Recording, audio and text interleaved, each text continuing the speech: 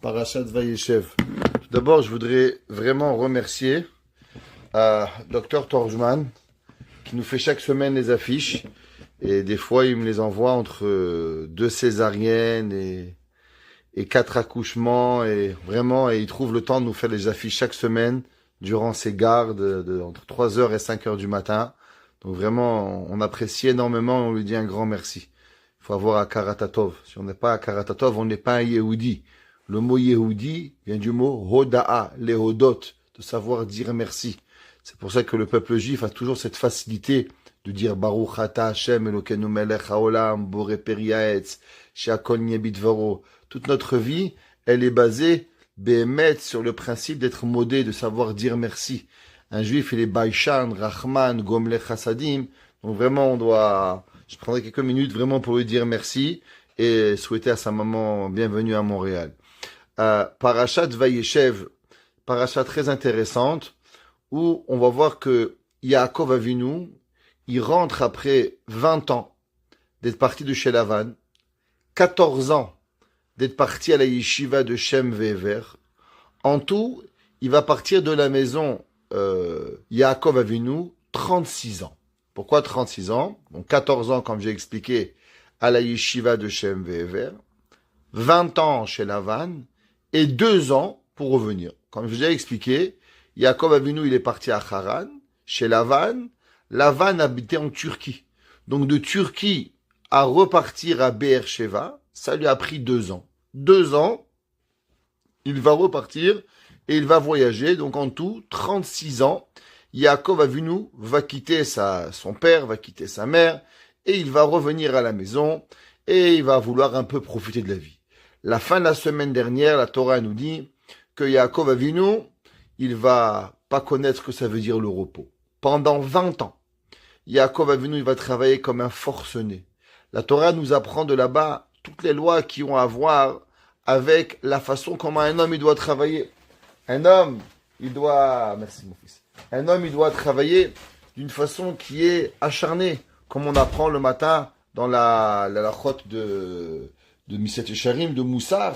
À combien l'homme, il doit travailler sans jamais voler son patron? Eh bien, Yaakov Avinu, pendant 20 ans, où il va être le berger de millions, je dis bien de millions d'animaux, où Yaakov lui-même avait 600 000 troupeaux, où chaque troupeau avait 600 000 moutons.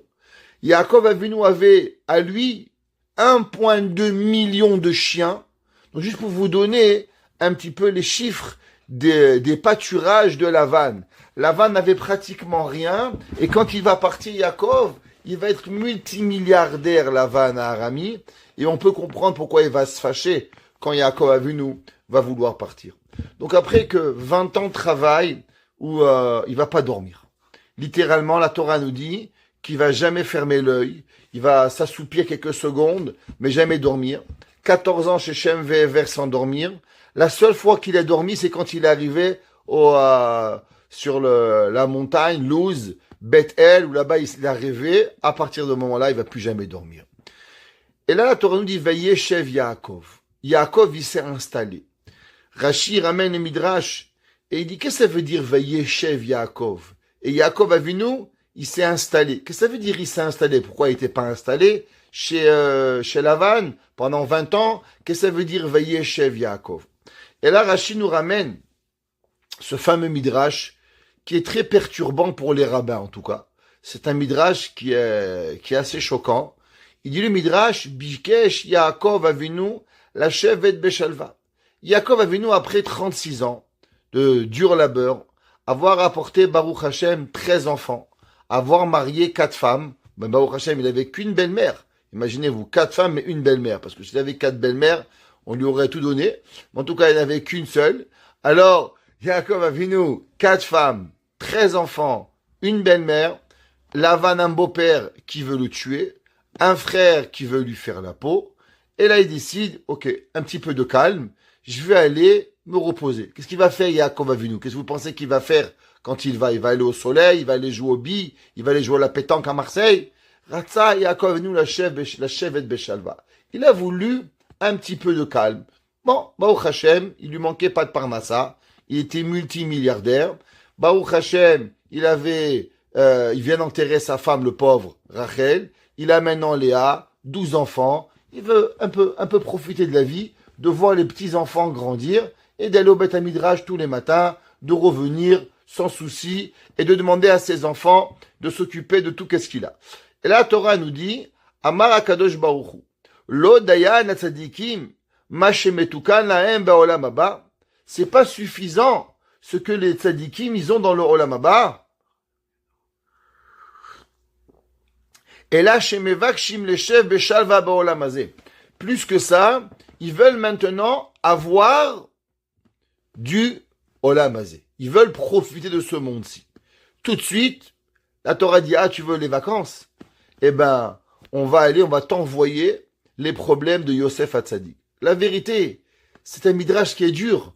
Quand un rabbin, toute sa vie, il faut le déranger, quand il peut pas avoir un peu de plaisir, il peut pas aller une fois aller faire du ski, il peut pas aller une fois nager dans le lac ou à la piscine, c'est interdit. Qu'est-ce que c'est ce midrash? Le midrash, il dit que dès que Yaakov Avinu, il a voulu avoir un peu de plaisir, Kafat Salav, il lui a sauté les difficultés de Yosef Hatzadik.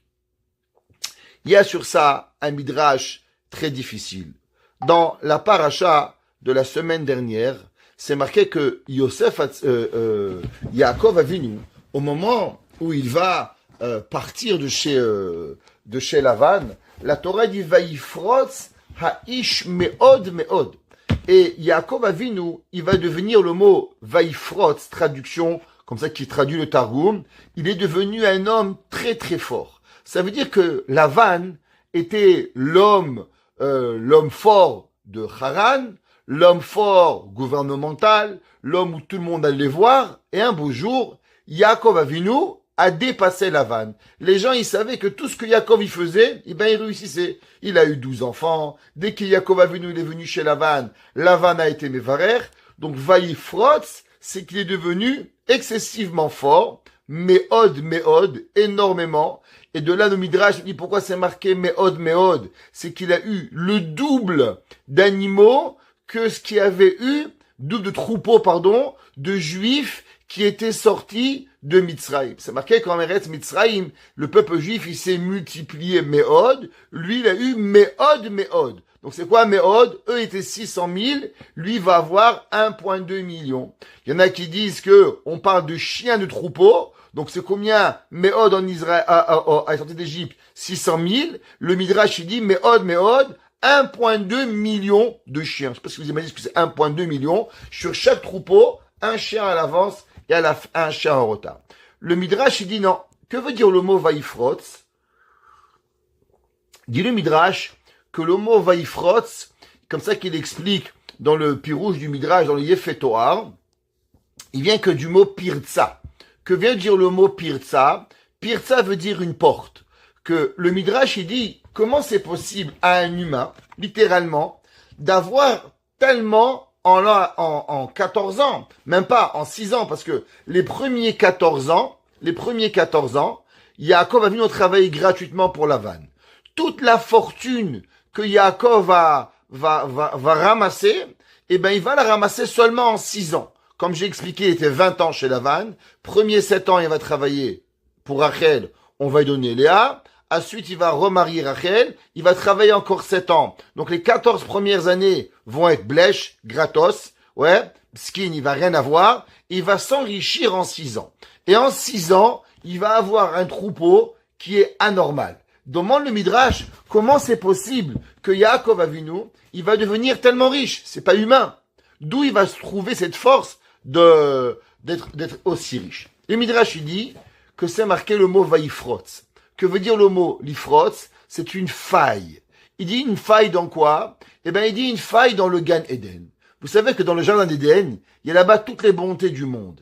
Dit le Midrash que c'est marqué Vaïfrotz Aish me'od, shenifretzalo pirtsa, me'en olam haba. Dit le Midrash que Akadosh Baruch Hu va entrouvrir, va fissurer le jardin d'Éden, le olam haba, et de là-bas une bonté qui est anormale, inhumaine, va découler chez Yaakov Avinu, et c'est là que Yaakov Avinu, il va devenir milliardaire, et aujourd'hui, avec Tesla, on peut même dire, pas milliardaire, même trilliardaire, avec $1 trillion, eh ben Yaakov avait une fortune qui était juste incroyable. Donc, demande le Midrash, d'un côté, on voit que la Torah, elle nous dit que Yaakov, il a voulu un peu kiffer la vie, manger un peu de damrout, avec un peu de pkaïla, bon, pour ceux qui connaissent, bien pour vous. Et là, Yaakov dit, ah, tu veux un peu de plaisir, clac, tu vas prendre une claque, tu vas recevoir des problèmes de Yosef.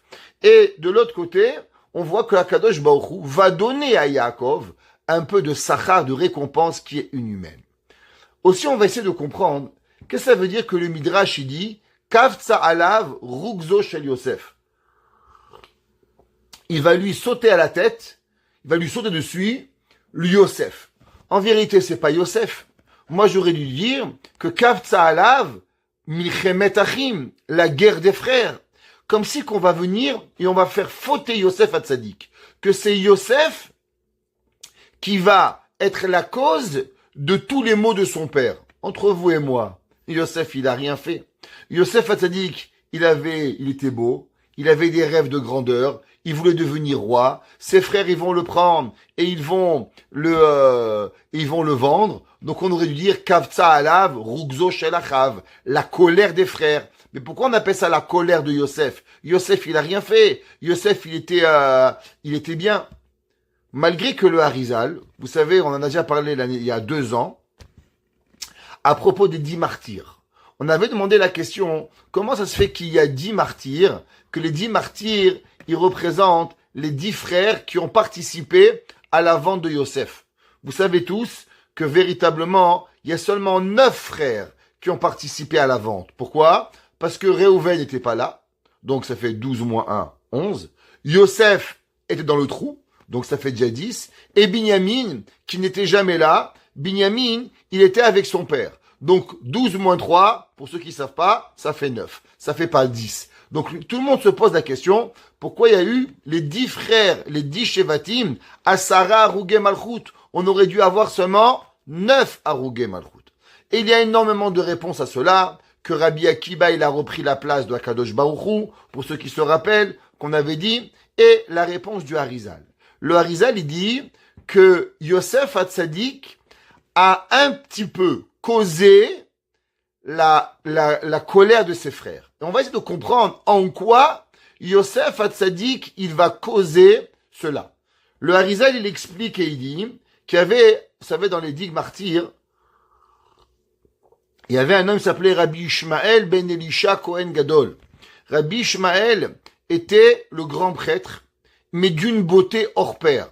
Au moment où le César de l'époque a décidé de tuer les 10 martyrs, alors le premier qui va être tué, malheureusement, va être Rabbi Shimon ben Gamliel, le petit-fils de Hillel Azaken. Vous savez, Hillel avait un fils qui s'appelait Rabban Gamliel. Rabban Gamliel a eu un fils qui s'appelait Rabbi Shimon ben Gamliel. Et Rabbi Shimon ben Gamliel va être le premier des 10 martyrs.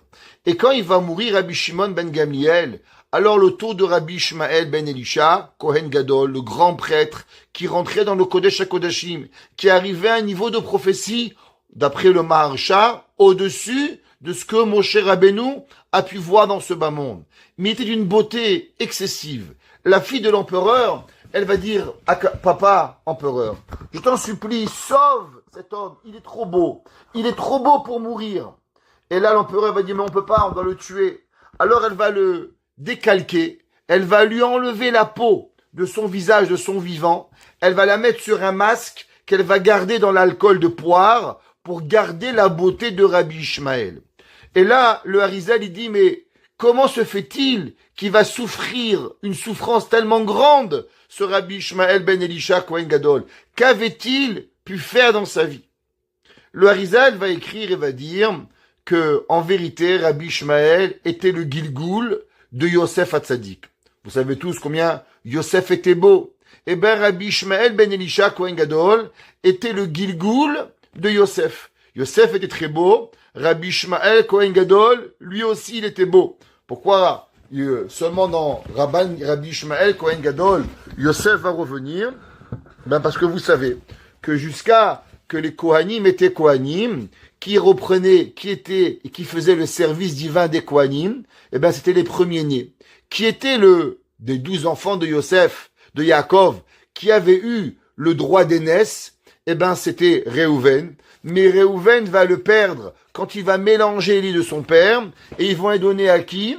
Ils vont les donner à Yosef. C'est pour ça que Yosef, il va mériter d'avoir 2 parts en Eretz Israël, Ephraïm et Ménaché. Donc Yosef était le premier-né, le Bechor, et il était aussi le Kohen. C'est pour ça que Rabbi Ishmael Kohen Gadol va revenir en Gilgoul pour réparer la faute de Yosef. Mais quelle faute Yosef a bien pu faire? Yosef, il a été vendu. Si Yosef, il est vendu, alors qu'est-ce qu'il a fait comme faute pour qu'il doit être repris et de nouveau être en Gilgoul, être puni, être tué pour réparer quelle faute? Le Harizal nous dit la faute de Lachon Hara. Vous imaginez ça? La faute de la médisance. Malgré qu'on va voir qu'il n'y avait pas une vraie médisance, parce qu'il y avait une discussion à savoir quelle avéra ils ont fait, les frères de Yosef, mais quelque part, Yosef va rapporter dibatam ra'a, quelque chose de mauvais. Donc du fait que Yosef va rapporter une médisance à son père, c'est pour ça qu'il va activer la faute et la haine contre ses frères, et c'est pour ça qu'il va devenir et revenir en Gilgoul dans ce bas monde pour pouvoir réparer. Donc ça veut dire qu'on avait 9 frères qui ont participé activement à la vente de Yosef, et le 10e frère, Rabbi Ishmael ben Elisha Kohen Gadol, où lui, il va remplacer Yosef Hatzadik, que Yosef Hatzadik a dit la médisance, et donc il va être le provocateur de la Havera. Et même pour cela, on doit demander pardon. Vous savez, souvent, il y a des gens, ils vous allument. Ça s'appelle, en français, ça s'appelle ça des allumettes. Ils viennent, ils allument la machloquette, mais moi, j'ai rien fait. Généralement, celui qui dit j'ai rien fait, c'est lui qui a tout fait. C'est comme ça la Torah. Vous savez, c'est comme les belles-mères. Elles viennent, mais moi, j'ai rien fait. Je suis juste venu voir mon fils. Vous la connaissez, vous rigolez tous. Parce que c'est vrai, elles ont jamais rien fait, mais elles ont tout fait. La Torah, elle te dit, si tu allumes la machloquette, ne crois pas que tu as rien fait. Tu es à la source de tout le mal qui va venir par la suite. Ça veut dire un homme, je ne parle pas un homme masculin, un homme avec un grand H, un homme, une femme, n'importe qui va causer de la discorde, toute la machloquette qui va venir par la suite, eh ben même si toi tu as seulement allumé, gratté une allumette, eh ben cette allumette-là, elle va être la cause malheureusement d'énormément de avérotes. Et toutes ces avérotes-là, qui va être le responsable? Eh ben toi qui a craqué l'allumette. C'est pour ça que Yosef Hatzadik, comment la Torah s'appelle? Rugzo shel Yosef, la colère qui est venue grâce à Yosef. Mais Yosef, il a reçu la punition. Yosef, il a été vendu. Yosef, il va être mis dans un puits. Pourquoi on appelle ça Rugzo shel Yosef? Eh ben parce que quelque part, Yosef Hatzadik, il en est responsable. C'était moi qui le dis, dit Rav Kremizi, vous exagérez. Mais c'est pas moi qui nous enseigne ça, c'est le Harizal. Le Harizal, il dit que Yosef Hatzadik va être puni et va devenir le Gilgoul de Rabbi Ishmael ben Elisha. À cause de quoi? À cause qu'il va causer la discorde. Et du fait qu'il va causer la discorde, il va être puni. Mais maintenant, je vais vous poser une question. Vous savez, Yosef Hatzadik, il n'a pas grandi chez Michel Boujna. Il a grandi chez qui? Il a grandi chez Yaakov Avinu. Vous vous êtes jamais posé la question? Allez, on va faire cadeau à Harizal que Yosef Hatzadik, il a fait une erreur. Il a dit la Shonara. Malgré que Chachamim ils disent, il n'a pas vraiment dit la Shonara, il a dit des mots qui n'étaient pas vraiment la Shonara. Allez, je vous fais cadeau, tout je vous fais cadeau. Mais je vous pose une question. Comment un tzaddik, il s'appelle Yosef Hatzadik, le juste? Un homme, il peut pas être juste et faire la Shonara. Je vais vous demander plus. Comment ça se fait que Yaakov Avinu, il va jamais le faire la réprimande? Vous avez des enfants. Nous avons tous des enfants, Baruch Hashem. Baba, mon frère, il m'embête. Qu'est-ce qu'on lui dit? Va, arrange-toi, mon fils. Ne rapporte pas. C'est pas bien de rapporter. Tu sais, papa, il n'a pas fait les devoirs. On le punit. On apprend un peu d'éducation. Qu'est-ce qui se passe ici? Comment c'est possible que Yosef va tomber dans un panneau? Mais Yosef, il va grandir chez qui? Yosef, il va grandir chez Yaakov Avinu. Yosef, il faisait tellement attention que même quand Esav, il va venir, et que Esav, il va venir, il va se mettre Yosef devant sa mère pour ne pas que Esav, il regarde Rachel, que Rachel était d'une beauté magnifique, pour que Esav Aracha n'ait même pas une envie mauvaise, une mauvaise pensée négative contre sa mère. Il a dit Yosef Hatzadik, comment ma mère, une femme pieuse, une femme tzadeket, une femme avec tellement de ma'alot, il y a un homme qui va fantasmer sur ma mère? Jamais de la vie. Même pour une seconde. Il va se mettre droit devant Esav. Il va risquer sa vie. Peut-être que Esav, il aurait dit, hey, pour qui tu te prends? Tu te mets droit devant moi, allez, je te mets une claque, il va le tuer en une seconde. Yosef va vouloir protéger sa mère. Protéger de quoi? Protéger qu'elle n'appartient pas à la Avera. Alors expliquez-moi comment Yosef, il va dire la shonara sur ses frères. Ça a aucun sens. Pour comprendre ça, on va essayer de comprendre ce qui est rapporté dans le Zera Shimshon. Le Zera Shimshon, il nous dit, vous savez que quelle est la raison pourquoi on peut pas avoir dans ce bas monde une récompense? Pourquoi on doit seulement attendre le Olam Haba? On sait que Miché eno shumchet im kolze eno yachol itvoa scharo kodem zmano. La raison pourquoi on peut pas avoir une récompense, c'est pas parce qu'on a fauté. Parce que si un homme il a fauté, alors c'est normal que tu peux pas avoir une récompense. Parce que de la même façon que tu peux pas être puni, parce qu'il faut que tu meurs, alors tu peux pas aussi avoir une récompense. Mais Yaakov Avinu, comment il s'appelle Yaakov? On a déjà dit souvent, Titen, Emet le Yaakov. Yaakov, il s'appelle la vérité absolue. Ça veut dire que Yaakov, il est appelé l'homme parfait, l'homme. L'homme, quand Dieu il a pensé à créer un homme, on a dit il y a 2 semaines, à qui il a pensé? Il a pensé à Yaakov Avinu. Yaakov demuto chakuka bekisei hakavod. Alors comment se fait-il que Yaakov, qui a demandé à recevoir une récompense, il peut pas avoir la récompense? La réponse elle est, la Gemara dit Hayom la asotam. La Gemara dans Masechet Avodah Zarah elle dit que la Torah Hayom la asotam. Aujourd'hui pour faire. Ou machar le kabel secharam. Aujourd'hui tu fais et demain tu vas pouvoir récupérer ton salaire. Ça ressemble à quoi? Ça ressemble principalement à un homme qui vous a emprunté de l'argent. Imaginez, vous avez votre beau-frère. Ça existe, des beaux-frères qui sont un peu fauchés. Vous connaissez, mais ils remboursent pas les beaux-frères. Alors, imaginez, vous avez votre beau-frère. Ouais, je vois que ce soir, j'ai des vérités, tout le monde y rigole. Alors, un jour, il y a votre beau-frère qui vient vous voir et il vous dit, s'il te plaît, tu me prêtes l'argent pour 36 ans? Non, pour une semaine. Tu dis, ok, ça va, je te prête une semaine, qu'est-ce qu'on va faire? Alors, je viens, je te prête l'argent. Il y a une halakha. Ça, c'est pas une blague, c'est sérieux. Dites-moi, je vous prête l'argent pour 1 mois. Dans le mois, Baruch Hashem, mon fils, il se fiance, ma fille, elle a un bébé, j'ai besoin d'argent. Est-ce que je peux venir et réclamer à mon beau-frère l'argent? Moi, je lui ai prêté pour 30 jours. Je lui ai prêté pour 3 mois, pour 6 mois, pour 1 an. C'est pas important. J'ai fixé un temps. Pendant ce temps-là, est-ce que moi, j'ai le droit de venir et de réclamer l'argent? J'ai pas le droit. La Torah, elle me dit que si tu vas et tu réclames l'argent durant la période que tu as prêté l'argent, alors tu transgresses l'interdiction de l'oïgos. Tu as pas le droit. Pendant le temps alloué au prêt, il t'est interdit ni de faire une allusion à l'argent, ni de réclamer l'argent. Il t'est interdit de tout faire. Pourquoi? À cause que tu harcèles les gens. Le harcèlement psychologique, un homme quand il t'a demandé pour 3 mois l'argent, c'est que pendant 3 mois, il veut pas avoir ta tête. Pendant 3 mois, il veut que tu l'oublies. Tu lui dis pas, allô, Shimon, ça va? Tu vas bien, hein, Shimon?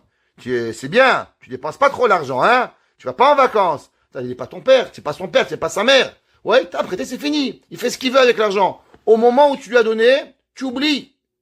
Dis la Gemara, pareil. À partir du moment où l'homme, Akadosh Baruch Hu t'a fait une mitzvah, Ayom la asotam. Aujourd'hui, tu fais. Quand est-ce que tu réclameras la sachar? Ou machar la asotam. Demain. Donc, durant toute la période de vie, l'homme n'a même pas le droit de réclamer l'argent. Parce que c'est comme si qu'on avait prêté à Akadosh Baruch Hu la récompense, et Akadosh Baruch Hu nous donnera la récompense seulement et uniquement à la fin de notre vie. Maintenant, qu'est-ce qui se passe si moi, j'ai prêté l'argent à mon beau-frère, je lui ai prêté 10 000 $. Maintenant, mon beau-frère Baruch Hashem, il voit que je marie mon fils. Il n'a pas tout la somme, mais il peut gentiment me dire, tu sais Israël Meir, tu m'as prêté, je sais, pour 36 ans l'argent. Maintenant, si tu veux, je peux te prêter, je peux te rembourser un petit peu d'argent. Il n'est pas obligé, mais il a le droit de faire. Behasdo Idbarach, avec sa bonté, il peut me rembourser un petit peu d'argent. Bon, c'est hypothétique, parce que les beaux-frères, ils vont jamais faire ça, mais imaginez, c'est possible qu'on peut imaginer, on peut rêver, ok? Mais s'il le ferait, eh ben, ça sera Midat Rahamim. Ça sera, et ça va être la bonté, la grâce que la personne, elle va faire de rembourser avant le temps, même s'il n'est pas obligé. On voit des fois que ça peut arriver, que le malvé, il peut demander. Ça veut dire que si le malvé, il est mal pris, il te demande, regarde, tu sais, je sais que tu n'es pas obligé, mais j'ai un petit problème d'argent. Est-ce que tu as le droit? D'après la halakha, si tu ferais d'une sorte où il n'y a pas de stress et que tu sens que tu ne rends pas coupable l'emprunteur, comme je vous ai expliqué, je sais que je t'ai permis et il n'y a pas d'obligation. C'est vraiment maintenant, si tu peux, alors c'est ton choix. Il a le droit. Tu aurais peut-être le droit de lui demander. Si c'est comme ça, alors, bien sûr, s'il veut pas, t'as pas le droit de t'énerver avec lui. Tu dis, ah, t'as vu? Moi, je t'ai prêté l'argent. Toi, tu me rembourses pas. Non, t'as pas le droit. La halakha, elle est pas comme ça. T'as le droit de demander. Et si tu demandes gentiment, alors il peut dire, ouais, mais pourquoi tu me demandes? Je t'ai dit, tu n'es pas obligé, mais si tu veux, tu peux me demander. Si c'est comme ça, on a une question. Ça allait à la paracha que Akadosh Baruch Hu, il s'est fâché avec Yaakov Avinu, que Yaakov, il a voulu avoir des vacances. Il dit, ah, tu veux des vacances? Eh bien, paf, une claque. Pourquoi? Dis-moi non, c'est tout. Yaakov Avinu Ratsa, Yaakov Avinu Shevet Beshalva, fait qu'il n'arrive pas à comprendre Agmara, fait qu'il n'arrive pas à comprendre Tosfot, fait qu'il est perturbé dans son étude, que le matin et le soir, il n'arrive pas bien à dormir et qu'il va avoir la difficulté à prier le matin. Je sais pas, moi, il y a plein de façons d'embêter une personne sans de lui faire que son fils, il se vend, ses enfants, ils sont en bagarre, de détruire une famille, non? Il y a d'autres façons d'arriver à pouvoir refuser sans que Chave Shalom, Akadosh Baruch Hu, il se fâche avec une personne. On va voir ce qui va arriver maintenant. Dans les prochaines 22 ans, Yaakov Avinu va souffrir le martyre. Je vous pose une question. Pourquoi Akadosh Baruch Hu, il va tellement être fâché avec Yaakov? Parce que Yaakov, il a osé Ratsa la Shevet Beshalva. Il a même pas acheté le billet. Il est allé sur Google, il a vérifié combien ça coûtait le prix du billet. Il a même pas acheté le billet, Yaakov Avinu. Ratsa Yaakov Avinu la Shevet Beshalva. Il a voulu. Il a parlé à sa femme. Tu sais, Léa, j'ai perdu ma femme, Rachel. Je viens de passer 36 ans de galère. Peut-être qu'on va prendre un peu des vacances. Viens, réfléchis. Demain matin, on en parle. Tac, il est venu Yosef. Qu'est-ce qui se passe? C'est quoi cette colère de Akadosh Baruch Hu qu'il a eue? Pour comprendre ça, on va comprendre une Gemara dans Masechet Brachot. La Gemara, elle ramène une discussion au nom de Rabbi Ochanan, au nom de Rabbi Yossi, qui était un Tana, qui s'appelait Yosef, mais on l'appelait Yossi, qui était dans la ville de Tzipori. Il était le Rav de la ville de Tzipori à la même époque que Rabbi Shimon ben Yochai. Il y avait 3 grands rabbins qui vivaient à la même époque, Rabbi Yehuda, Rabbi Yossi et Rabbi Shimon ben Yochai. Rabbi Yossi était le Rav de Tzipori. Rabbi Yochanan, qui va être le Rav d'Eretz Israël, qui va vivre 400 ans, va nous enseigner un enseignement extraordinaire. Un des concepts qui dérange le plus l'humanité. C'est quoi ce concept? Dans la vie, il y a des bonnes personnes et les pauvres, elles galèrent. Ils comprennent pas pourquoi. Vous savez, il y a des fois, tu vois un gars, il fait Shabbat, il mange, il boit, il est gentil, il invite les amis. Il est même gentil avec la belle-mère. Il est même gentil avec le beau-frère. Il a toutes les qualités possibles. Qu'est-ce que tu veux? Oui chérie par-ci, oui madame comme ça, oui monsieur comme ça. Il fait tout. Et mesquine, il prend plein la tête. il en prend plein la tête. À côté de lui, il a un beau-frère. Mais lui, c'est une peste. Il se bagarre avec le monde entier. Où il va, il se bagarre. Il se bagarre avec son père, il se bagarre avec sa mère, il se bagarre avec son beau-frère. Il se avec son beau-père, il se bagarre à sa synagogue. Il est le Baal Machloket. Tu vois, quand tu imagines Korach, tu l'imagines à lui. Et Baruch Hashem, il a la voiture, il a l'argent, il a les vacances, il a tout ce qu'il a besoin. Comment ça marche? Comment ça marche dans le monde que les bonnes personnes, elles prennent des baffes et que les mauvaises personnes, elles réussissent? Dis la Gemara. Amar Rabbi Yochanan Mishum Rabbi Yossi. Bishlosha devarim. 3 choses. Bikesh Moshe lifne Akadosh Baruch Hu. 3 choses il a demandé à Moshe Rabbeinu à Dieu. Et une d'entre eux. Mipne ma'yesh tzadik vetovlo. Des fois, tu vois des tzadikim, ça va bien, Baruch Hashem. Lui, il a de l'argent, magnifique, il roule avec la Cadillac, il a tout ce qu'il a besoin. Les enfants, les petits-enfants, Blainara, tout. Ça, c'est bien. Il y a des personnes, tzadik veralo. C'est une bonne personne et il prend plein la tête. Toute la journée. Ça n'arrête pas. Et il y en a, Baruch Hashem, s'appelle Racha Vetovlo. Le Racha, il lui arrive du bien. Racha Veralo. Le Racha qui lui est mal. La Gemara, elle va ramener 2 réponses à cette question. L'opinion de Rabbi aussi, et l'opinion, ni plus ni moins, de Rabbi Meir Baalanes. Et la Gemara a dit, Tzadik Vetovlo, Tzadik Gamour. Première opinion, la Gemara a dit que dans la vie, Tzadik, une bonne personne, c'est pas ce que tu vois. Une bonne personne, c'est Dieu qui sait. Ça veut dire qu'il y a des gens, tu crois qu'ils sont tzaddik. Il peut avoir une belle cravate, il peut avoir une barbe de prophète, il peut être tout ce que tu veux. C'est un tzaddik. Mais c'est pas un vrai tzaddik. C'est ce qu'on appelle tzaddik, mais pas gamour. Il n'est pas un vrai tzaddik. Parce qu'un vrai tzaddik, d'après Rabbi Yochanan, au nom de Rabbi aussi, véritablement, à Kadosh Baruch Hu, il doit tout lui donner. Donc un homme que tu prends des baffes, c'est la preuve que tu n'es pas un vrai tzaddik. Et un tzaddik veralo, c'est un homme, il est tzaddik, mais il faut arranger encore, faut polir. Vous savez, c'est comme tu vas chez le bijoutier. Toi, tu vois pas, mais lui, il polit la bague. Tu dis, mais comprends pas, qu'est-ce qu'il fait là? Toi, tu vois pas le défaut, mais lui, il connaît. Il polit. Ah, là, elle est parfaite. T'as rien compris. Ça a l'air parfait depuis une demi-heure. Mais lui, il a l'œil. Il voit qu'il y a un petit creux, une petite dent qui est là. Et il va polir et polir et polir et polir. Ça, c'est le tzaddik vetovlo. Tzaddik gamour, c'est que dans tous les aspects, il est juste, il est bon. Eh ben, lui, il mérite de recevoir le bien. Tzadik veralo, il est no gamour. La Gemara a dit, et il discute sur Rabbi Meir, que Rabbi Meir, il dit qu'en vérité, Akadosh Baruch Hu n'a jamais répondu à Moshe Rabbeinu.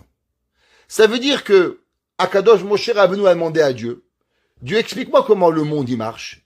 Pourquoi des fois tu es sympa, des fois tu mets des claques. Comment ça marche, la vie? Il lui a dit Akadosh Baruch Hu, qui a dit que je dois expliquer au monde quelque chose? Est-ce que moi, je vous dois quelque chose?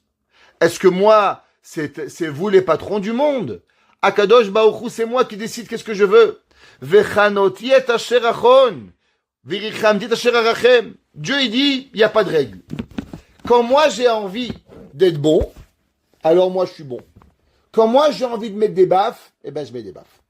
Et comment ça fonctionne? Il n'y a pas de règle. Ça s'appelle Akadosh Baruch Hu. Akadosh Baruch Hu, il fait ce qu'il a envie. Ça veut dire que, d'après Rabbi Meir, quand tu vois un homme qui est quelque part une personne qui prend des baffes, ou une personne qui reçoit du bien, ça n'a rien à voir avec qui il est. Parce qu'en vérité, tu peux être une très bonne personne et avoir des claques, et tu peux être une mauvaise personne et avoir du bien. Parce que Akadosh Baruch Hu, il décide ce qu'il veut. Quand il veut, comme il veut, et t'as pas à décider.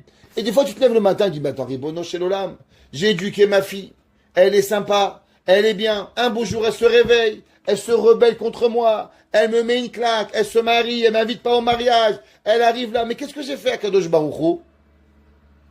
Eh ben, la réponse qu'on va leur dire à ces personnes, et croyez-moi, ça arrive, la réponse est Dieu te doit rien. Béhémet, il faut avoir la Emouna. Il dit, Rabbi Meir, Akadosh Baruch Hu, il te doit rien. Il a jamais signé un contrat avec l'humain de faire du bien. Dans ce bas monde, il n'existe pas de bien. Le bien, Hayom la asotam, ou machal et kabel secharam. Demain, Akadosh Baruch Hu, il va décider qu'est-ce que tu vas faire. Alors, ça veut dire que Dieu, il décide quand il veut, ce qu'il veut, à qui il a envie de donner du bien. Akadosh Baruch Hu, c'est lui qui décide ce qu'il veut. Inotnim lo atova ha'i bishit gamur.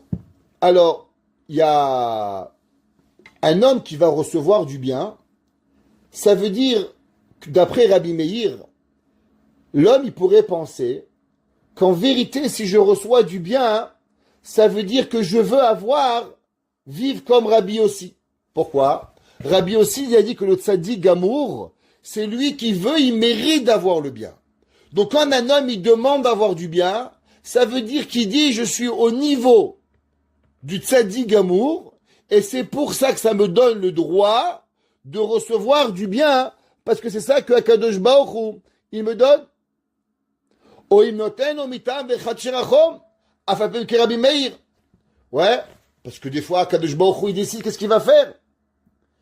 Maintenant, pourquoi un tzaddik, il demanderait du bien? Si un tzaddik, il comprend que Akadosh Baruch Hu, il est aléatoire, et tout dépend de ce que lui veut, et au moment il veut, et sans avoir aucune raison à te donner, ni du bien ni du mal. Akadosh Baruch Hu, il regarde 50 millions de coups avant toi ou après toi, et il comprend le comment du pourquoi, et il décide ce que tu as besoin. Donc automatiquement, si toi tu viens et tu dis « je veux avoir du bien », ça veut dire que tu te mets au niveau de croire que tu es le tzaddik gamour. On va reprendre le calcul. Parce que pour avoir du bien dans ce monde, tu as deux choix. Ou bien c'est Hachem qui décide quand il veut, comme il veut, donc tu n'as même pas le droit de demander. Et si tu penses qu'il arrive du bien au tzaddik dans ce bas monde, ça veut dire que c'est un tzaddik gamour. Donc ta seule option de demander véritablement d'avoir du bien, c'est si toi, tu te crois à la hauteur d'un tzaddik gamour, alors tu peux demander et exiger à Kadosh Baruch Hu d'avoir du bien. Donc ça veut dire que tu es comme Akadosh Baruch Hu, et donc tu es dans l'opinion de Rabbi aussi, et pas comme l'opinion de Rabbi Meir. Si c'est comme ça, alors on peut comprendre pourquoi Akadosh Baruch Hu, des fois il se fâche. Ouais, parce que, venez, on va réfléchir. C'est quoi ce que Dieu il aime pas? Dieu il aime pas, c'est l'orgueil. C'est quoi l'orgueil? L'orgueil, c'est pas de savoir que tu es bon ou que tu es mauvais. L'orgueil, c'est que tu penses que tu n'as rien à t'arranger. Une personne qui dit, ouais, Rabbi, vous savez, ma femme et moi, ça va, mais ça peut aller mieux. Vous savez, Rabbi, je vais à la prière tous les matins, mais je pourrais mieux prier. Rabbi, vous savez, je vais au cours de Torah, mais j'écoute pas toujours. Je voudrais bien m'améliorer. J'aimerais mieux comprendre. J'aimerais mieux lire. Parce qu'il y a des gens, ils pensent, parce qu'ils acceptent un cours de Torah, ils sont devenus des rabbins. Ça marche pas comme ça. C'est pas parce que tu vois le film IR que tu es devenu docteur. C'est pas parce que tu vois un cours de Torah sur Torah Book que tu es devenu rabbin. Ça fonctionne pas comme ça, la Torah. Ce serait trop facile. Ok? Donc pareil, un homme qui vient et qui va demander à Dieu, je veux avoir un olam haba, un olam hazé. Je veux mériter des vacances. Il dit le Zera Shimshon, qu'est-ce que ça veut dire? Ça veut dire que tu as un orgueil incroyable. Ça veut dire que quelque part, tu te sens au-dessus de la mêlée et que tu penses que tu n'as pas à t'améliorer, que tu es le tzaddik, que Akadosh Baruch Hu lui te donne. Je comprends. Mais que toi, tu demandes la récompense, ça veut dire que tu as tranché la discussion comme Rabbi aussi, et que tu crois que tu es à la hauteur pour demander véritablement la récompense d'avoir. Et c'est pour ça que Akadosh Baruch Hu, Béhémet, il se fâche. Pourquoi Akadosh Baruch Hu, il se fâche? À cause que Akadosh Baruch Hu, lui, il n'est pas content que quelque part, on se sent un tzaddik gamour. Parce que même si on est tzaddik gamour, eh ben, l'homme, il doit venir et il doit faire attention. Comme la Gemara a dit, כדחזינן באו ודרבי, בפרק ב' דכתובות, כשאינם חוששים לעז, זה נמצא שאינם עוד צדיקים גמורים. De quoi on parle? La Gemara dans le 12e période de Ketubot. Là-bas, c'est une des Gemara très intéressantes. Il y a eu deux histoires plus ou moins similaires. Une avec Rabbi Elazar, le fils de Rabbi Shimon, et une avec Rabbi Yehuda Nassi. Vous savez, Rabbi Yehuda Nassi n'était pas seulement un rabbin. Rabbi Yehuda Nassi va être le dernier des Tanaïm. Il était l'arrière-petit-fils de Hillel Hazaken. Il va être au 2e siècle, Rabbi Yehuda Nassi. Il va compiler toute la Torah orale et il va nous permettre d'écrire la Torah. C'est-à-dire, vous savez tous que la Torah écrite, on l'a reçue au Sinaï, Akadosh Baruch Hu a donné la Torah, Moshe Rabbeinu va donner les 12 livres de la Torah complets avant de mourir, et la Torah orale va être transmise de génération en génération jusqu'au 2e siècle. Au 2e siècle, il va y avoir un homme qui va s'appeler Rabbi Yehuda Nassi. Rabbi Yehuda Nassi était le prince du peuple juif avec un linguistique extraordinaire, une façon d'enseigner qui était hors pair. Il avait toutes les qualités. Même les Romains, même l'empereur romain Antonin était ébahi de la grandeur de Rabbi Yehuda Nassi. Il n'y avait jamais eu dans le monde, la Gemara nous raconte, un homme aussi intelligent, aussi tout ce qui peut arriver à travers Rabbi Yehuda Nassi. Rabbi Nassi va mourir, il va compiler la Mishnah et il va permettre aux humains d'écrire. Parce qu'avant, comme je vous ai expliqué, la Torah orale était interdite à être écrite. Rabbi Yehuda Nassi va prophétiser et il va comprendre qu'est-ce qui va arriver dans le futur et il va dire que si on ne permet pas d'écrire la Torah, alors la Torah va s'oublier. Et il va étudier le verset en disant Et la asot Hashem aferu Toratecha. Il y a des moments dans le monde où l'homme, il a le droit de transgresser quelque part la Torah pour permettre l'avenir de la Torah. Et là, il va dire à Rabbi Nassi, allons écrire la Torah.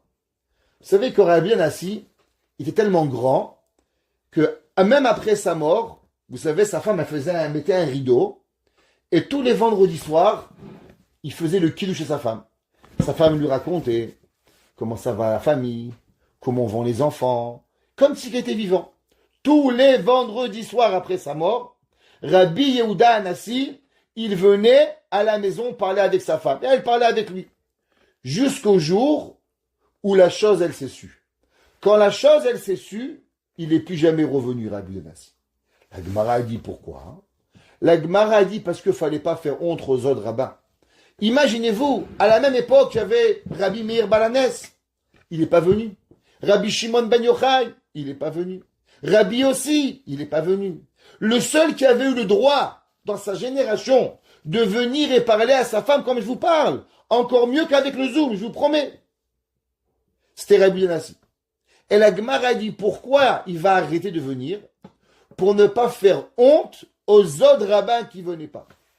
Ça veut dire que maintenant on a passé une nouvelle étape. Jusqu'à présent, on pensait que la Avera c'était quoi? Que d'avoir de l'orgueil. Aujourd'hui, on est en train d'apprendre un nouveau concept. Ça veut dire qu'il y a des gens qui réfléchissent tellement loin, qui vont pas réfléchir à ce qui est bien ou ce qui est mal. Ils vont s'assurer que même ce qu'ils font, il ne va pas blesser une personne à côté de eux. Impossible. Vous imaginez ça? Il n'a rien fait de mal. Il mérite le plus grand cadeau de l'univers. Ça s'appelle en un mot l'éternité. Tu peux rester en contact avec ta famille, même après ta mort. Ce que tout le monde rêve, quand un homme il meurt, une femme elle meurt, tout le monde pleure, mon frère, il est où? Je sais pas ce qui se passe. Lui, il vient et t'explique, voilà, Olam Haba, j'ai appris Rabbi Akiba, j'ai appris Rabbi Shimon, j'ai vu Papi David, j'ai vu Memera Halal, j'ai vu Tata Behala, j'ai vu Tonton Moshe. Ils étaient tous venus, tu parles, tu racontes, et tu viens et tu leur dis tout. Et on te donne le droit du Shamaïm. Et Rabbi Yehuda Nassi dit, je peux pas. Il dit, pourquoi tu peux pas? Il dit, parce que je risque de faire l'appel aux autres. Ça, c'est ce qu'on appelle la grandeur à son extase. Il y avait un jour le Rav Israël Salanter. Le Rav Israël a donné un chiour. Quand il a donné un chiour, alors il y avait un autre rabbin qui donnait un chiour. Et le jour où il donnait un chiour, eh ben les élèves, ils quittaient l'autre rabbin, ils venaient chez lui. Vous savez ce qu'il a fait le Rav Israël Salanter? Il a fait les valises, il est parti de la ville. On dit, mais Rabbi, qu'est-ce qu'on fait avec tous les élèves? Il a dit un chiour de Torah qui fait de la peine à un juif, c'est pas un cours de Torah, c'est de l'église. Ça m'intéresse pas. Il dit, mais Rabbi, qui va nous apprendre la Torah? C'est pas une Torah. Ce que je vous apprends, c'est pas de la Torah. On peut pas vivre sur le dos d'un homme. Ça veut dire un homme qui va grandir sur le dos de quelqu'un, eh ben, c'est pas un homme.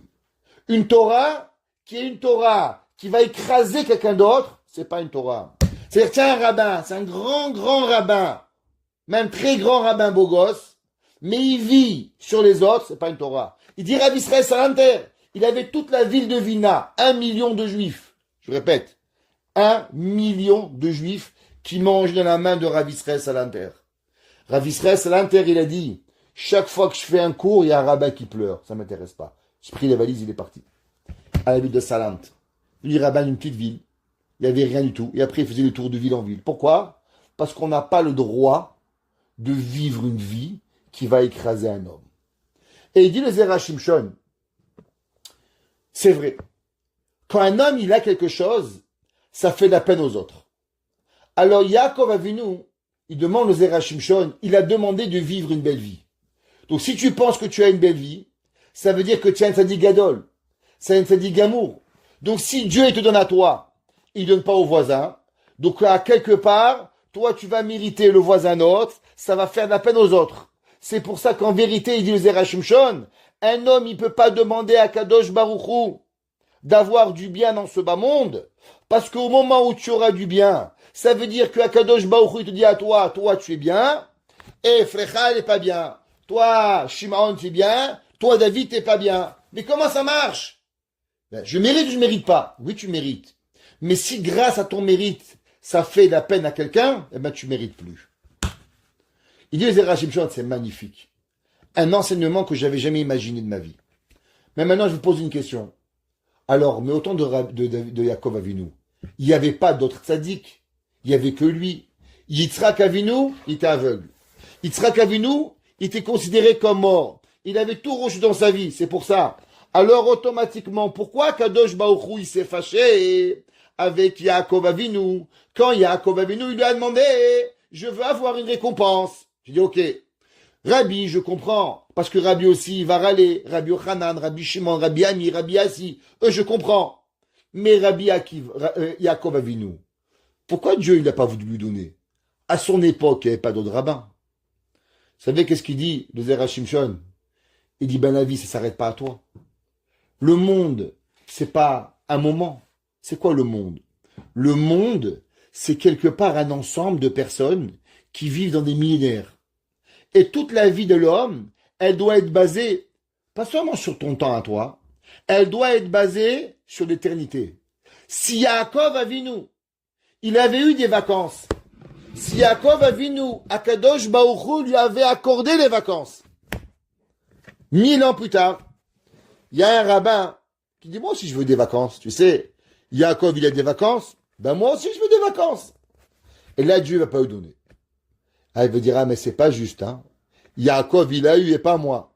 Moi, je veux lui dire, mais attends, Baba, tu sais, il faut se faire soigner. T'es pas Yaakov Avinu. Tu n'es pas Yaakov. T'as pas eu Rachel, t'as pas eu Léa. On dit pas Elohé Avram, Elohé Yitzhak, Elohé Yaakov, Elohé Shimon. Tu n'es pas là. Mais il en reste, c'est que chez Shimon, il aurait eu de la peine. Yaakov, il ne reçoit pas de la bonté parce qu'il y a un homme qui fantasme dans le monde, qui croit qu'il est à la hauteur de Yaakov Avinu, et Akadosh Baruch Hu, tu sais Yaakov, je voudrais bien te donner tout ce que tu mérites, parce que tu mérites à une fin incroyable, mais cette bonté, elle pourrait faire de la peine à quelqu'un. Alors du fait que tu as voulu faire de la peine à quelqu'un, quelque part Akadosh Baruch Hu, il va se fâcher avec toi.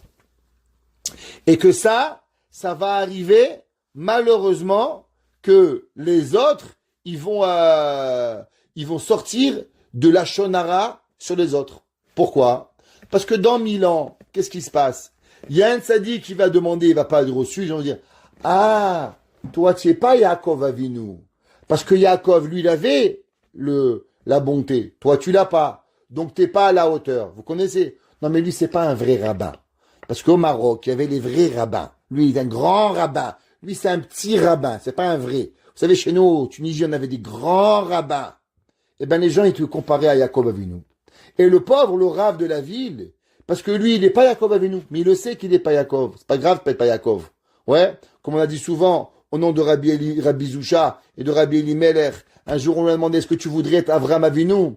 Et dans la vie, on va jamais me demander, est-ce que je suis Avram Avinu?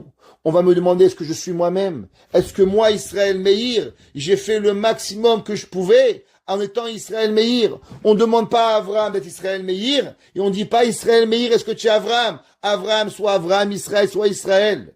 Mais il en reste, il dit le Zera Shimshon, que si Yaakov Avinu, il avait reçu ce qu'il avait voulu, ça aurait causé préjudice à l'humanité. Alors Akadosh Baruch Hu, il va se fâcher avec Yaakov Avinu. Vous savez pourquoi? Parce que Yaakov, il n'a pas pensé à l'éternité. Yaakov, il a dit, c'est vrai, dans ce bas monde, je suis le seul, je suis comparé à personne. Hachem, il dit à Yaakov, tu as raison Yaakov, mais comment tu comprends pas que toi, Yaakov, t'es pas seulement le père de 100 ans, de 147 ans, t'es le père de tout le peuple juif. Et que ce que je te donne, ou je te donne pas, il portera préjudice à l'éternité. Et il dit le Zera Shimshon, sur ça que Yaakov Avinu, il n'a pas pensé à l'éternité, il va être puni. Et vous savez, quand la Mishnah Pirkei Avot, elle écrit, et il dit que Avera, Goreret Avera. C'est quoi Goreret Avera? Ceux qui sont dans mes cours, ils savent souvent que on a posé souvent la question, des fois on fait un geste. Et dans ce geste-là, on ne sait pas s'il est une mitzvah ou une avera. Bon, voler, c'est une avera, c'est bien. On le sait, c'est pas compliqué. Faire la tzedaka, être gentil, aller à la synagogue le matin, c'est une mitzvah, c'est bien, on le sait. Faire Shabbat, c'est une mitzvah. Ça, c'est pas compliqué. Mais des fois, il y a une amie qui te demande, s'il te plaît, tu peux venir me voir, je me sens mal. De l'autre côté, il y a les devoirs de ton fils à faire. Et tu sais pas, est-ce que t'occuper de ton fils, faire les devoirs, t'occuper de ton mari, t'occuper de ta fille, tout c'est une mitzvah. Et à un moment, il faut choisir. On fait un choix. Et dans notre cœur, on reste toujours avec cette question. Est-ce que véritablement j'ai fait le bon choix? J'ai fait tel choix ou j'ai fait telle chose? Est-ce que c'est un choix valable ou pas? Comment vous pouvez savoir? Comment on veut apprendre pour l'avenir? Eh bien, la réponse, elle est simple, dit la Mishnah. Mitzvah goreret mitzvah, avera goreret avera. Que quoi? Que si la chose qui va venir après l'action que tu doutes, elle est une mitzvah, donc tu es sûr que quoi? Que l'action qui a précédé ce que tu as enseigné, elle est une mitzvah. Mais si malheureusement, ce que tu fais par la suite, il va devenir une avera, eh ben automatiquement, ça veut dire que l'action qui a au préalable de ce que tu viens de faire, a été une avera. Imagine-toi, t'as dit, s'il te plaît, viens avec moi, je viens de parler, tu vas, t'arrives là-bas, tu fais 4 heures de la shonara, ben, c'est clair, avera, goreret, avera. Si maintenant ta copine dit, viens, ma copine, elle dit, viens, on fait ensemble, on fait Teilim, on écoute un cours de Torah, on fait 10 versets pérakim de Teilim, on prie Hachem, je suis sûr, j'ai fait le bon jeu chez ma copine. Mitzvah, goreret, mitzvah. Avera, goreret, avera. C'est pas compliqué. Maintenant, qu'est-ce qui va se passer? La suite de la demande de Yaakov Avinu d'avoir des vacances. Dieu va lui dire, c'est une mauvaise chose. Tu mets en danger le peuple juif. Eh ben, tu sais qu'est-ce que tu vas créer de la compétition. Ce que tu vas faire, c'est de la compétition. Alors, je veux pas. Quelle est la Avera qui va en découler de cela? Eh ben, la Avera, elle est simple. Qu'est-ce qui s'est passé entre les frères de Yosef? De la compétition. Ça veut dire que Akadosh Baruch Hu, il dit à Yaakov Avinu, tu sais, Yaakov Avinu, la preuve que ce que tu voulais était quelque part pas correct. Parce que c'est vrai qu'il n'y avait pas des tzadikim. C'est vrai que tu as fait tous les calculs. Seulement, tu as oublié que dans 4000 ans, dans 3500 ans, il y aura un homme qui va habiter Montréal, en plein bord. et il va lire Vayeshev Yaakov, Yaakov il a eu des vacances. Et il va dire, ouais, pourquoi le rabbin chez nous n'a pas des vacances? Ah, parce que le rabbin, lui, c'est pas un top rabbin. Je te dis, Yaakov, il a eu, lui, c'est un mauvais rabbin. Tu sais, la Torah, j'ai appris que mon rabbin, il n'est pas un bon rabbin. Parce que Yaakov était un bon rabbin, hein, et qu'il avait des vacances, et il était riche, il avait la Mercedes. Mais mon rabbin, il roule en teuf-teuf. Donc ça veut dire que c'est pas un vrai rabbin. Parce que les vrais rabbins, ils ont une Ferrari, comme Yaakov Avinu. Ah, t'as pas pensé à ça. C'est pas grave, mais tu vas être puni. Tu sais quelle est ta punition? C'est que tu vas créer de toi une marloquette. C'est quoi la marloquette? Eh bien, la furie de Yosef. Qu'est-ce qui s'est passé? Yosef Hatzadik qui va parler contre ses frères. La question, elle est comment c'est possible que Yosef Hatzadik, il va dire du mal à son père, de ses frères, et que quelque part, Yaakov Avinu, il va écouter. La première fois que Yaakov Avinu, il va venir, et son frère, il va dire, tu sais, papa, j'ai vu mes frères, ils sont malheureusement, je les ai vus qui mangeaient pas cachère, d'après certains. Je les ai vus qu'ils appelaient leurs amis des servantes. Je les ai vus qui faisaient beaucoup de choses. Pourquoi Yaakov Avinu n'a pas tué? Pourquoi Yaakov Avinu il n'a pas dit, s'il te plaît mon fils, on parle pas de tes frères comme ça. Dit le Zera Shimshon, vous savez pourquoi tout cela est arrivé? À cause que Yaakov Avinu, c'est lui qui a été la cause de tout ça. Yaakov Avinu, il a été la cause en voulant demander, il dit le Zera Shimshon, un plaisir dans ce bas monde. Que ce plaisir, il aurait créé une compétition. Eh bien, chez Yaakov, la volonté, elle amène à ses enfants la matérialité de la réalité de la compétition qui a fait la marloquette. Et c'est pour ça que Yaakov Avinu, pendant les 20 ans qui vont passer, les 22 ans, il va s'en vouloir à mort. Après tout, je vous pose une question. Yaakov Avinu, il n'est pas le maître de ses enfants. Il n'est pas le bon Dieu. Chacun de nous, on a un Yetzera Tov et on a un Yetzera Ra. Pourquoi Yaakov Avinu, il ne pouvait pas comprendre que peut-être il y avait un enfant qui avait fauté. Alors il a fauté, c'est quoi le problème? Est-ce que tu peux diriger les enfants? Qu'est-ce qui arrive? Un jour, le Rav Israël Salanter, vous savez, il a eu un fils qui est devenu un maskil. Vous savez ce que c'est un maskil? Il a eu un enfant qui croyait plus en Dieu. Vous savez, aujourd'hui, on vit dans un monde fou. Le monde, les gens ils deviennent malades. Ils vendent à Kadosh Baruch Hu pour une cacahuète. Ils vendent à Kadosh Baruch Hu pour un rêve de Hawaï, pour un rêve de Miami. Ils vendent les choses de base de l'univers pour des rêves qui n'existent pas. Eh bien, à l'époque, il y avait même des rabbins qui avaient des enfants qui sont devenus catholiques, qui sont devenus des prêtres. Je comprends pas. Si le Ramban, il avait un fils qui croyait pas à Kadosh Baruch Hu, si Rav Israël Salanter, il a eu un fils qui est devenu un maskil, et on lui a demandé à Rav Israël Salanter un jour, toi, le plus grand méchaner du monde, tu peux m'expliquer comment tu as eu un fils comme ça? Rav Israël Salanter, il a dit, pourquoi moi je suis Yetzerara de mon fils? Pourquoi mon fils, parce qu'il est mon fils, il n'a pas un Yetzerara? Il a un Yetzerara, Tov, il a un Yetzerara. Alors qu'est-ce que vous voulez chez moi? Je vous pose une question, pourquoi Yaakov Avinu, il s'est mortifié pendant 22 ans? Dit le Zera Shimshon, c'est simple. Parce que Yaakov, il a compris qu'il a été la source du problème. Si Yaakov Avinu n'avait pas voulu recevoir des vacances, et que les vacances, c'était quelque part une affirmation de l'être suprême, de Tzadik Vetovlo, donc Tzadik Gamour, qui aurait créé la compétition dans l'univers entre tous les tzadikim. Est-ce que je suis meilleur que toi, oui ou non? C'est ça qui va causer la guerre entre ses frères, entre Yosef et Yehuda, et Réhouven et Shimon et Lévi et tout le monde, qui est le meilleur. Et c'est pour ça qu'il a été la cause de la bagarre. Et c'est pour ça qu'il va se morfondre pendant 22 ans. Pendant 22 ans, il va dire, mais ma chashava, ma pensée, pourquoi je l'ai eu? Et c'est la tchouva qu'il va devoir faire. Kafza alav rugzo shel Yosef. Qu'est-ce que ça veut dire, rugzo shel Yosef? Eh ben, c'est le problème que Yosef, il a fait. Et on va lire les mots qui sont durs. Et il dit, chez Yosef, loaya ve'adraba aya mochicho, loaya klum. Si Yaakov Avinu, il avait réprimandé son fils. Jamais on en serait arrivé à là. Chez Yosef lo hayalo mesaper dvarim kaele. Un père qui dit à son fils, je veux pas écouter la shonara. Ça m'intéresse pas. Quand un enfant dit, papa, tu sais qu'est-ce que maman elle a fait? La shonara sur ta maman. Maman, tu sais papa qu'est-ce qu'il a fait? Chas v'shalom. Faut faire taire l'enfant tout de suite. Puis, ah oui, qu'est-ce qu'il a fait mon fils? Ouais, chas v'shalom.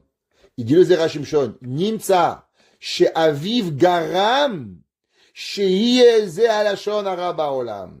Il dit, qui c'est qui a causé? C'est pas moi. La raison qu'il y a eu le Lashon Hara dans le monde, eh ben, c'est Yaakov. La Gemara, elle dit, quand il y a un rat qui rentre dans la maison, une souris, elle mange. C'est la faute de qui? La faute de la souris? La Gemara a dit non. C'est ta faute à toi que tu bouges pas les trous. Quand tu as un trou à la maison, bouge-le. Parce que quand tu laisses le trou vide, alors tu amènes la souris à venir à te voler. Mais si tu bouges le trou, il n'y a pas de souris. Ça veut dire la souris, elle ne rentre seulement là où il y a un trou. Quand toi, tu as laissé la souris rentrer, alors toi, tu es responsable. La souris, c'est pas la voleuse. Et la chouraganav, seulement le trou, c'est le voleur. Parce que pour pouvoir voler, il faut avoir un trou. Faut avoir étudié quelque part à avoir. Eh ben, la question, on demande que, généralement, Akadosh Baruch Hu, il protège tout le monde. Si Akadosh Baruch Hu, il protège tout le monde, comment se fait-il que Dieu, il n'a pas protégé Yaakov Avinu? Vous savez, c'est marqué dans le passage dans Shmuel, Ragle Chassidav Yishmor. Akadosh Baruch Hu, elle a dit Chana, Ragle Chassidav Yishmor, même les pieds des justes, Akadosh Baruch Hu, il les garde. Akadosh Baruch Hu, il fait attention où le tzaddik qui va, où le tzaddik qui se marche. Pourquoi? Pour ne pas que Chas v'Shalom, un jour, on dise du mal de lui. Si c'est comme ça, comment ça se fait que Akadosh Baruch Hu, il n'a pas protégé Yaakov Avinu? Pourquoi il n'a pas protégé Yosef Hatzadik? Pourquoi il n'a pas protégé ces grands de la génération de se déchirer? Et vous savez qu'est-ce qu'il dit le Zera Shimshon? Et il dit, V'amar Akadosh Baruch Hu, Tzadikim mevakshim lishe beshalva. Il dit, Iu de afsidanavshe. Il dit, Dieu, il peut te protéger. À condition que toi, tu te fais pas un trou dans le bateau. Pourquoi?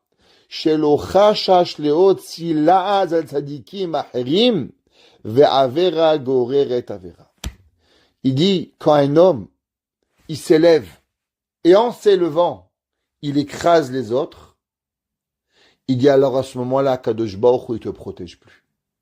De qui on parle?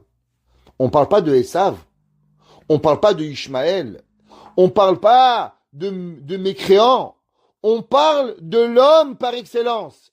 L'homme par excellence qui s'appelle Yaakov Avinu. Titen Emet le Yaakov.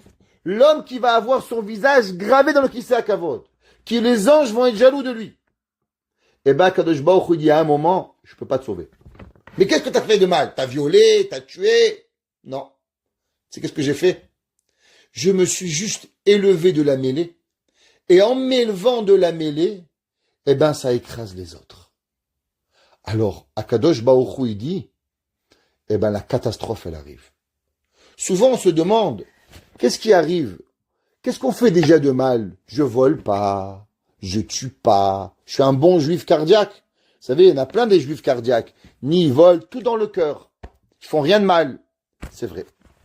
Mais pour que la Torah, elle vienne, pour que Mashiach, il arrive, pour qu'il y ait la Ahavat Israël, c'est une coche de plus. C'est pas seulement de pas critiquer les autres. Est-ce que quand tu arrives quelque part, quand tu fais quelque chose, tu t'assures que les autres, ils sentent bien que tu es mieux que tout le monde et automatiquement tout le monde se sent écrasé? Si oui, te pose pas de question pourquoi on n'a pas Siyata d'Ishmaya. Tu veux avoir l'aide du ciel. Tu veux quand tu fais n'importe quoi, tu fais un travail, tu fais des chalot, tu étudies, tu as Siyata d'Ishmaya, tu as l'aide à tout prix d'Akadosh Baruch Hu. Une chose à faire. Ce que tu fais, assure-toi que jamais ce que tu vas faire, elle va écraser une autre personne. Si tes actions seront toujours à élever les autres autour de toi, alors ragle chassid avishmor. Akadosh Baruch Hu, il va garder les paroles des tzadikim et les pieds. Et Yaakov Avinu, pendant les 22 prochaines années, il va passer son temps à réparer cette pensée qu'il va avoir d'avoir malheureusement voulu être mieux que tout le monde. Et c'est pour ça que Yaakov Avinu, il va passer 22 ans. Et juste pour vous dire pourquoi 22 ans, parce que vous savez que chaque lettre de l'alphabet, elle a sa sainteté. Et les 22 années représentent les 22 lettres de l'alphabet. De Aleph à Tav, il y en a 22. Yaakov va faire tchouva de la lettre Aleph à la lettre Tav, en se rappelant que chacune des lettres, elle a son importance. Qu'est-ce que ça veut dire son importance? Chacune des lettres, elle n'est pas mieux l'une que l'autre. Le Aleph est mieux que le Taf, le Gimel mieux que le Gi, et le Dalet, et ainsi de suite. Chacun d'entre nous a une raison de vivre. Et si l'homme, il veut comprendre, qu'est-ce que ça veut dire être avec Kadosh Baruch Hu? Être avec Dieu, ça veut dire vivre en communauté, sans jamais essayer, par aucune de mes actions, de rabaisser un autre juif. Et l'homme qui vit comme cela, alors automatiquement, il arrive véritablement à vivre avec Akadosh Baruch Hu et à apporter Siyata du Shmaya, et automatiquement Akadosh Baruch Hu le protège dans toutes ses actions. Baruch Hana Leolam, Amen ve Amen.